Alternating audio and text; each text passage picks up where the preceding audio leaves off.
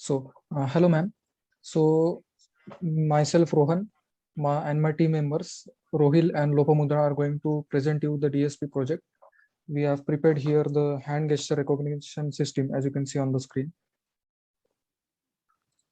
So, coming to the introduction. So, basically, hand gesture recognition system is nothing but a system that is going to detect your hand gestures and it will display the recognized result, or you may say the classified result on the screen itself. So the system which we have prepared, it is going to utilize MATLAB code at the backend and also deep learning algorithm, also the deep learning solvers to compute the results. So basically we are taking the visual input from the webcam, and it can be anything like it may be external webcam or the internal inbuilt webcam of the machine itself. So in this we calculate the probability or prediction matrix, as I will tell you in the future slides. So from that we judge which image or which gesture has been given by the user in front of the camera. So image that has the highest probability in the database of the model or the system, that is returned, and accordingly the string for that is also we have stored it in the database, and that we just print it so the user knows that which gesture is this. So as you can see in the next statement, it's written selected image name is returned and displayed on the screen. So again, as I told you previously, the system makes use of the deep learning model. So I will also show you how we train the model and how the all everything is going to function. So probability operations are the basic funda to run this system, whole system, because you can't compute a perfect one of probability for any type of image. So you need to be in between 0 and 1. So that's why the accuracy may be not that much, like above 95%, but yes, it can predict and give you much more better results if the database size is going to increase. So we chose deep learning because it gives more accurate results and it's easy to implement in short time. So yes, so as I told you, we have used deep learning model. So basically we have used this AlexNet deep learning model. What is AlexNet? So I'll explain you this. So AlexNet is nothing but a pre-trained deep learning model that's using the ImageNet database, which is the world's biggest database for images and consists of millions of classes for each and every category of image. Suppose you take a dog as a category. So inside it, it has all the images of all types of dog breeds that are present in the world. So if you give a random dog image to this AlexNet model, it is going to return you the breed of the dog, like everything, all the details. So now, but we don't want that in our model. So we just made some modifications to this model and give the base or the database as our own database, the fingers or the gesture database. So what we need to do for that, I'll just tell you. So you can see this, the very first layer, input data. So just wait. Here we can see that there are 8 layers in all, if you have an overview of this model. So basically all the computation or the calculations happen in between these all 6 layers, and we are responsible for changing the input layer FC6, FC7 and FC8. So only we can handle these many things, else these layers are being trained for their functionality, and if we modify this, then the model may fail, because we should have full knowledge to modify everything. So as you can see here, it's written that 227 cross 227 cross 3. It is basically the image size, or you may say the dimension.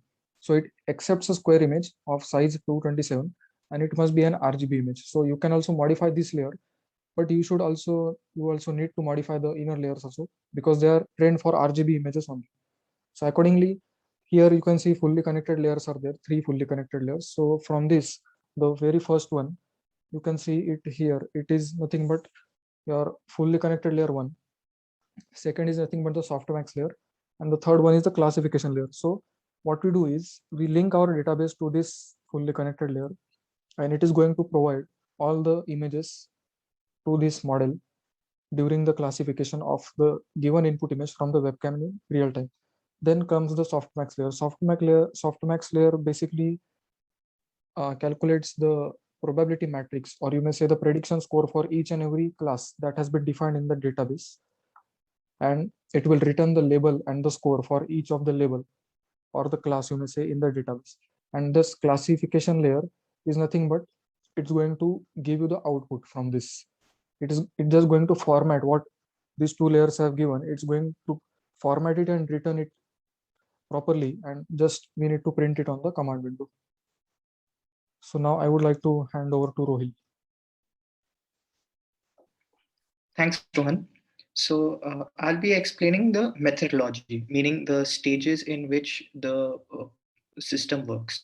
So in this system, we have 3 stages. The first of which is creating the database for deep learning. So the first step in this is to configure the camera, which is internal or external, depending on the user, to capture images via short bursts. Then these images we store in the workspace variables. We then process the image accordingly to fit the deep learning model requirements. Then the resulting images we store at a local database path. Then for supposing in our system, we have 5 types of hand gestures. So we have run this program 5 times to create the 5 databases. So the next stage is training the deep learning model. In this, we create an instance of AlexNet, as Rohan has explained in the previous slides, the CNN, Convolution Neural Network. We then import the layers of AlexNet into the workspace. Then we modify the fully connected layer in AlexNet according to the number of classes in the database. A class in a database is a set of object images. We then include the softmax layer and classification layer inside the layers of AlexNet object. As we mentioned previously, the AlexNet by default accepts images of the size 227, 227 by 3. We have the option to change the size of input image by adopting the parameters of the other layers. So after this, we create an image data store object and import all the folders and subfolders, if present, into the image data store object and assign the label source if the subfolders were present, else nothing.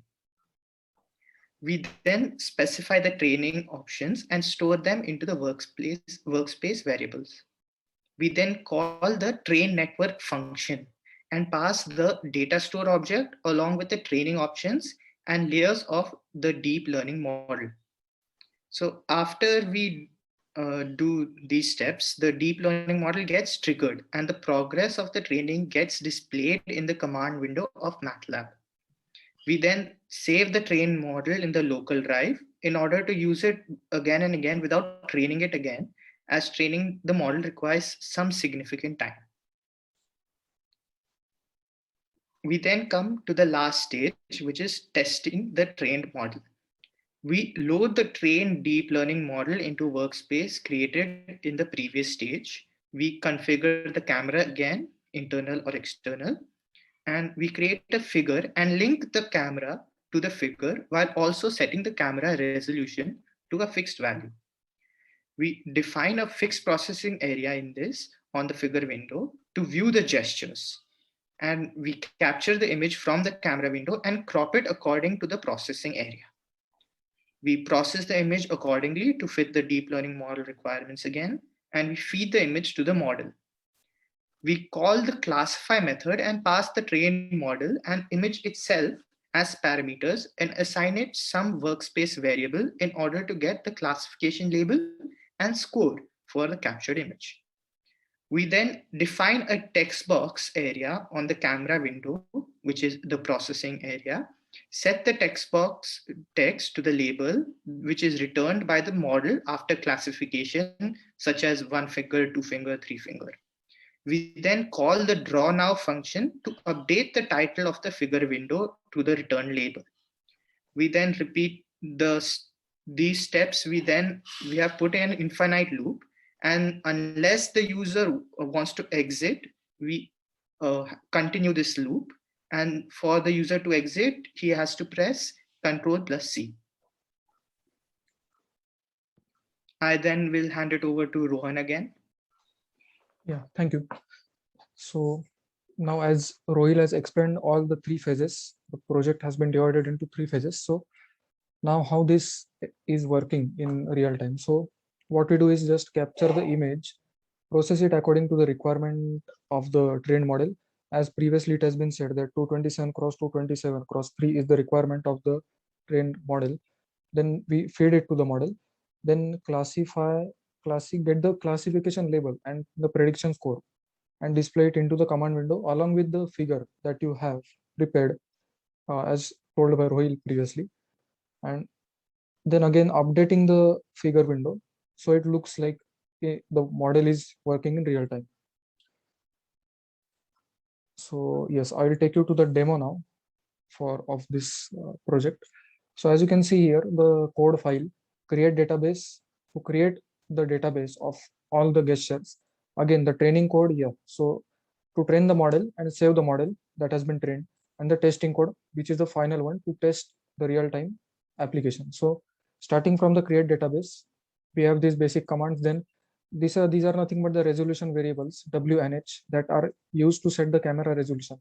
So here we have cam equals to webcam 3. So if I write here webcam list, I get a list of webcams that are present in my system. So these two are my IP cams, and third one is the default inbuilt laptop cam. So I gave the argument as 3 because it's a 3x1 array. So I just want to use the inbuilt one. I gave us 3. So you may choose anything according to your system specifications. So again, cam equals to flip LR. So flip left right. That's the command. Again, you set the resolution here. And yes, we have commented out this can be used, but yes, it also depends again upon the choice of the user. Now we have these 4 parameters: x, y, height, and width. Basically they are used to define the processing area. So processing area is what we have decided is nothing but the, suppose this is a window, then this upper center part portion will be your the processing area basically, and temp1 temp2 will be nothing but the counter variables for storing the count of how many images you want to store or make for the database. So currently we have given it as 100. So yes, you will be storing 100 images per run of this code. So sample equals to cam dot snapshot.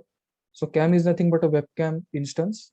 From that you call this snapshot function, and after running this it will capture and store it in sample variable. Again you flip the image as given because you had flipped it here, so you need to bring it back again to the original situation. So you flip it again and you say fixed sample. So fixed sample means nothing but you want to insert a text or something in it. So here we are inserting a rectangle. As I told you, we define a fixed processing area, and B boxes is nothing but the array of these variables x, y, width, and height that defines the dimensions of the rectangle itself. Then this is the label or the text you want to place in the rectangle or below the rectangle, and then you set the color parameters and the width, line width of the rectangle. Then IMShow is the inbuilt MATLAB method to display the image from the image variable itself. Drawnow method will update the title or anything text that you want to display every time. It is just going to update that. So temp equals to temp plus 1. So incrementing the counter and ending this. So this is the basic code for creating the database. Again, this is the same thing. While temp less than 10. So at last during creation of database, it's just display warning. So the user comes to know while creating the database that few counts are only left to end this process of creating the database. And then at all you when you end this code, you just close everything so as to create destroy all the variables. Basically from here we want to destroy the camera variable which is accessed in the background after closing the code also. So we close all the variables and destroy all the objects. So coming to the training code now. So what happens is now we have created a database. So I'll just show you where the database has been created. Basically, if we run that code, so the database will be created in a folder named database. So I'll show you the database looks like this. The gesture for one finger looks similar to like this. Same is for two fingers. as you can see it. Similar is for 3, 4, 5. I'll just go for no gesture detected. What we have did is nothing but gave random images from the camera itself by rubbing finger on the camera. So we get random set of images. So and we store it into the database. Now I'll go to the code again. So we net equals to AlexNet. So AlexNet is, as I have explained it in the previous slides, AlexNet is a pre-trained model. We just create an instance and of it and store it into the net variable. And after doing this, we just import all the layers. Now we don't want to use AlexNet as it is. So we just need to import layers and then we modify the required layers. As I told you, we can modify the input layer and the last 3 layers. So here, the 23rd layer. So basically AlexNet is having in detail, if you go, there are 25 layers in MATLAB we can modify. So yes, the last 3 layers that we saw in the diagram that come as 23, 24, 25. So 24th, we don't do here anything because it's just going to calculate the confusion matrix or the prediction matrix. And then accordingly, the score will be returned. So we don't do anything to that. We just import it directly and we'll just say that layers of 25. So 25th variable of this or 25th element of this layers array will be the classification layer, which is the classification layer of this AlexNet again. And here in 23, you say fully connected layer. We gave 6 here because in the database section, we have here 6 folders. As you can see, 6 items here. So the number of folders you have in your data set, that is going to decide the number to be written here. So max number here is 1000. So if you want to use more than 1000 classes, you may use Google Net also for this. So AlexNet supports only 1000 database support. So again, weight learn rate factor is nothing but your images are going to get fed during the training, and after each learning, you're going to multiply the learning rate by this so as to increase the so as to decrease the learning time. So now we go to image data. So image data is nothing but an image data store object. Why we do is because we want to handle the database folder as it is. We don't want to take all the images, mix up them, and then it may create a confusion to classify them again. So we have created the database in a very sorted manner, and we are just importing the database folder directly into this object. And here we have specified include folders comma true. So yes, we want to include all the subfolders from this folder. And again, label source, yes, we want folder names here as the label source. So what will happen is these all folders will be imported into that image data object. And yes, 1 finger, 2 fingers, 3 fingers will be stored into that. And accordingly, the images will be again the sub files under that subfolders. So again, here we come to the options. Options are nothing but the training option. Now training option is again a method to specify your own training option. So first we give the solver for this. So we have used the by default solver, that is nothing but the SGDM solver. So mini batch size. So mini batch size is nothing but the number of images that should be passed to the model for training in particular run. So here we are giving 20, but it is expected the lower value you take, the higher the accuracy of the model. But yes, you need higher computation power of the computer itself. So we have taken it 20 here. So max epochs. Max epochs, I will just explain you from one figure that we get from the training plot. So yes, you can see this training plot we have got. So this is the accuracy versus the iteration curve, and the below one is the loss versus iteration curve. So here are the epochs. Epoch is nothing but we have that database now. We pass that database one time here. We pass the same database the second time, the third time, the fourth time, and the fifth time. So that is nothing but the epoch. So you want to train the model for 5 iterations. The whole database will be passed 5 times to the model for training. Yes, you can obviously increase this value to get higher accuracy according to the learning of the model. So initial learn rate, yes, as I specified before, weight learn rate factor. So for good training purpose and accuracy, you have to give this initial learn rate as low as possible. So here we have given this 0.0001. And yes, if we are going to train continuously on this learning rate, it may take days for the model to get trained for such a small database. So yes, that's why we gave here 2, so as to increase the learning rate and do it within 10 minutes or 15 minutes. So again, coming to the shuffle, we go So shuffle means shuffling the database. How many times? So you can specify here the number, but we say that every epoch. So as you have understood, the epoch is nothing but one pass of the whole database through the model during training. So after every epoch, we want to shuffle the data. So verbose is nothing but it's going to return the warnings, false warnings for the images. What type of warnings we may expect is the images are blur, or they are not similar to what the other images are there in the database. So yes, that's the purpose of verbose. So we have written here false because there might be images that might have not been shot clearly during capturing of the database. So we have put it false. So plots. So as you can see, we have got this plot figure because of this statement that we have specified here. We say plots comma training progress. So it plots the training progress in real time during the training of the model. So trend net again is an object, or basically you may say your own trend network now. So trend network is a method again. You call it, you pass the image database that you created here by importing using the image data store object method. You pass the layers now, small layers, because you have modified these layers according to your database and learning rate again, and you pass those layers. So options, so as I have explained you initially, these are the training options we are going for now. So we pass these three parameters and yes, we get the trained network. So now we have a choice that we run this code every time we want to use the trained model, or either we save this. So we have saved this model, trained net we have saved. So you can see here that we have got this model, which is of 621 MBs currently. So now coming to the testing code. So again, we define the camera. As I have told you earlier that I need to use a inbuilt camera, so I am using this. So initially we are just printing these resolutions, but we don't need that now. So again, these are the variables here.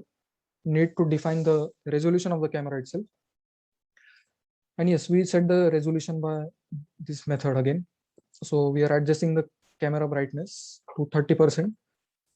Then yes, the width and the height. Yeah, so we are going to take the image from the webcam and the resolution has been set to this type. So yes, we need to convert it into 227 cross 227. We don't need to specify the third parameter, that is 3 RGB parameter, because the camera we are not taking the camera images in grayscale. So yes, now load train network.mat. Yes, so in the same directory we have all these files. So just we are loading it directly instead of specifying the detailed path. So after doing this, we define the processing area. As you can see in the comments, starting position of the processing area, ending position, and the height and the width for that thing.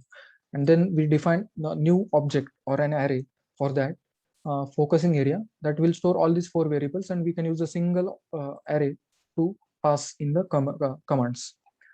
So while true, yes, this is an infinite loop, as Rohil had said in the third phase of the process. So while true, it's going to continue execute it. So image is equals to cam.snapshot. Yes, in the previous code file I've told you this. So again, we flip the image. So final image equals, insert the object annotation. Yes, you need to insert that rectangle to define the processing area. And yes, as I have told you earlier, focusing area object we have created here, and we are passing it here to define that. Again, filled rectangle. Yes, now we have defined the focusing area, so we don't need the the leftover area of out of this. So we are just inserting the filled rectangles in that. By making these calculations, we have done this. So yes, after getting this, so image to be classified. Yeah, so image to be classified, we need to get it. So what we got was here final image. So yes, so IAMCrop method is going to crop your image according to the focusing area. So after getting this, you need to resize it. As I have told you, you need to resize the image according to the height and width. So yes, as you can see, we have used 227 cross 227, and we are just going to make it into square. And then yes, you call the classify method, inbuilt classify method of MATLAB. You pass the trend network that you imported or loaded into this workspace, and the image to be classified. Yeah, as you can see, you have resized this image finally, and you are passing that image to this model, and you get the label and a score in a single array. Yeah. So after getting this, you say final image equals to insert text. Yeah. Now you update the image after getting the label, after the model classifies that according to its prediction. You now insert text into the final image, into this position, and you convert it into character, because it's a database is not a string or something, it's a another data type. So you just need to convert it into char or string, and then you pass it label, and just the parameters are set again. Then you call the IAMShow method to update that figure. And yes, you set the title also to the same label. And yes, for every iteration, you need to update the title of the figure. So you need to call the drawNow method. So now I will just give you the demonstration of this working. So testing code has been called.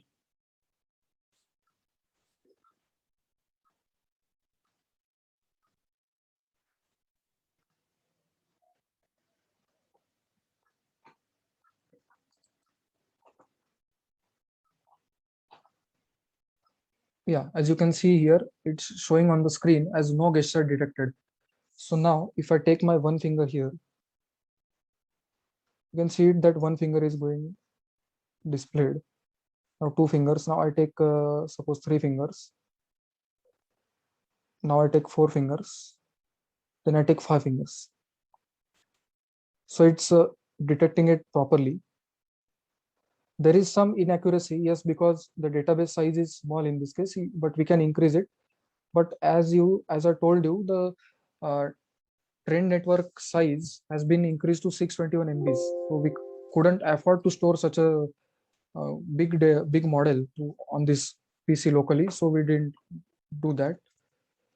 So basically, this is the functioning of this model. And yes, we have defined another code file also that picks up images from the database, from this random database. So we have this 38 images here. We have, so that random selective test.m file will collect images from this randomly. And yes, it will verify the working of our code. So again, here we load the same model to make use of it. So as you can see here, four fingers are getting detected. Again here five, then four. We took images from the internet too, so as to verify the functionality. So as you can see, 5, 3, again then 3. So it's recognizing for the blur images too.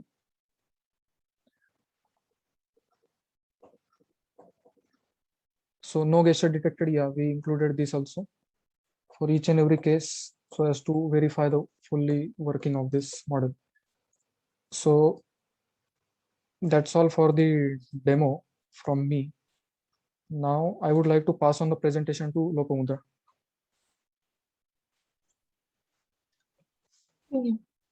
So in this flowchart, as we can see, AlexNet is the main deep learning network in our project. By the use of webcam, we feed image database to AlexNet. Also, as we capture images through webcam, the images stored in image database are compared with the webcam. So they can get a figure plot. That is, it tells us what are the, like, there are possibility of it being a 5-finger image or 4-finger image till 0-finger image. It shows all the probability in the figure plot.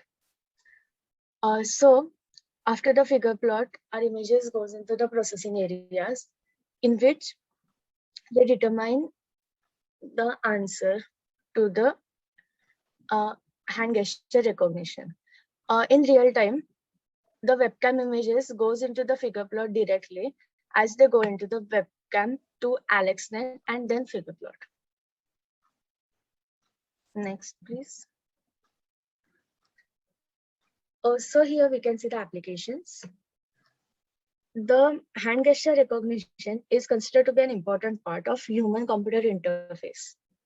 Till that, human-computer interface used to be like keyboard and mouse, etc. hardware, but now it's hand gesture also. It's considered as one of the important part. It can be used in sign language recognition. As we can see in the first image, the hand gesture recognition is used to operate a robot. As we do gestures with our hand, we can do same with the robot, or else we can modify to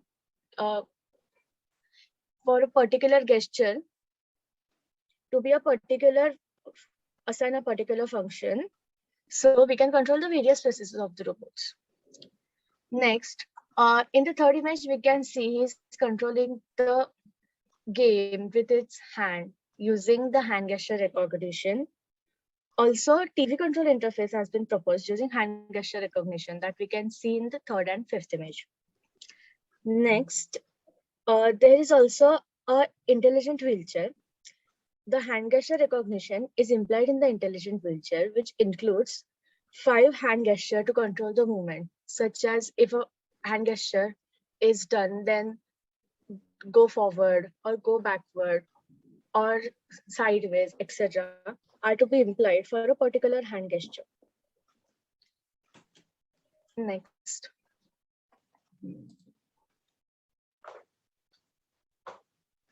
So, conclusion. In our project, we have learned more about MATLAB. As we have done the project in MATLAB, we installed the deep learning toolbox, the AlexNet, also the webcam interface. We have learned how to use them in MATLAB, its function, as well as about deep learning and image processing. We have used deep learning network named AlexNet. We trained the model with the number of images in each class. We divided the class into like 0 fingers to 5 fingers and trained them with the number of images, like nearly 250 to 300 images of each case. Then we have fed random database to the network to learn the image processing. Then successfully understood about training and configuring the deep learning models and how the models process the data inside CNN. So after we give the data, the image gets processed. It